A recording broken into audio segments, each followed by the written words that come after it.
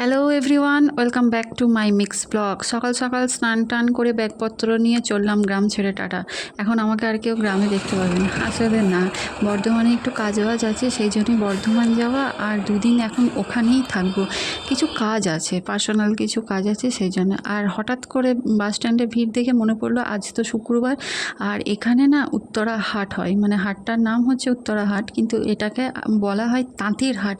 এখানে তাঁতের শাড়ি থেকে শুরু করে হ্যান্ডলুম, সিল্ক শাড়ি, বেনারসি, তুমি সবই খুব হোলসেল রেটে পেয়ে যাবে।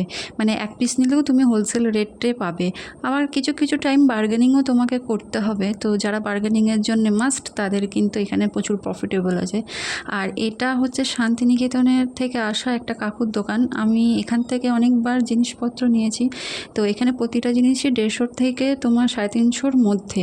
তো এত সুন্দর সুন্দর কালেকশন, মানে ভাবাও যায় না। ইভেন আজকে যেটা আমি পরে আছি সেটাও ওখান থেকেই নেওয়া।